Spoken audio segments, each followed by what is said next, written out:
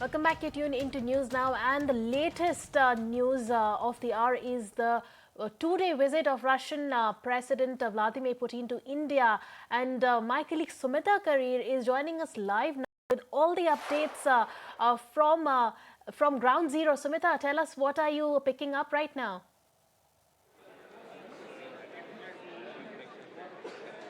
Absolutely, Ankita. So I'm coming live from the India-Russia Business Forum. This, remember, is the day when President Putin arrives later this evening. In fact, he is expected to land in New Delhi at around 6:30 p.m. But before he arrives, there is this business forum that's been addressed by key Russian ministers, including the economy minister and, of course, India's commerce and industries minister as well, Minister Piyush Goyal. There were several secretaries, including India's IT secretary, commerce secretary, who are in attendance as well, and they're going to be delivering their address as well. In fact, India's Commerce Secretary has already delivered the address. He stated that the shortfall as far as trade between India and Russia is concerned, that needs to be fixed, that needs to be narrowed, the trade gap, and that can happen via the EU FTA or the Eurasia FTA, the talks of which happened last week. And of course, India is looking at that agreement very, very seriously and looking at addressing some of the trade challenges via that agreement.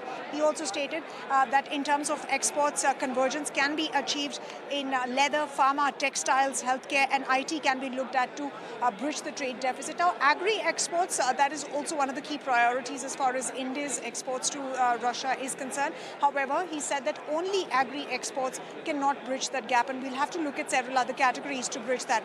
Let me also come to the session that Commerce and Industries Minister Piyush Goyal addressed. He stated that Russia-India ties have been time-tested, and we've been able to navigate the geopolitical tensions, the geopolitical turmoil that the world has essentially seen. He also underlined the fact that trade deficit needs to be acknowledged. On the Russian side as well, the minister stated that trade deficit needs to be addressed. So trade definitely is a big agenda when Prime Minister Putin arrives later this evening.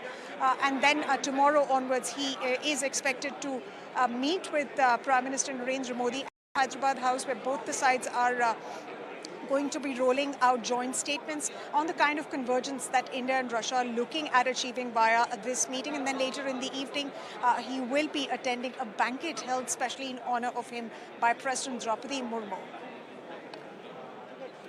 All right, Sumita, thank you so much for joining us live from India-Russia Business Forum. We'll keep getting you more updates as and when they trickle in. But India is also currently working with nations around the world to grow its economic partnership. Let's listen into what the Commerce Minister Piyush Goyal's view on India-Russia trade and India's growth is henceforth. Let's take a look. We have navigated the pandemic. We have navigated geopolitical tensions, supply shocks, and are recognized the world over today as a beacon of hope, as an engine of economic growth.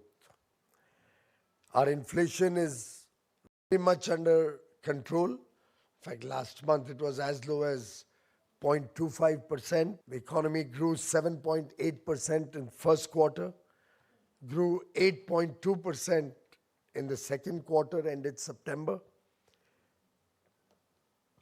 And now I was just reading earlier in the morning that rating agencies are now changing all the estimates of current year's growth, and have finally acknowledged and recognized that it will be upward of 7%. We aimed for a $30 billion bilateral trade, as His Excellency just mentioned, by 2025. We are twice that already. Of course, you very rightly pointed out that it's very skewed and needs to be more balanced. All right, with that, it's a wrap on this edition of News Now. We'll keep getting you more updates from his visit to India. But for now, it's a goodbye. Thank you so much for tuning in.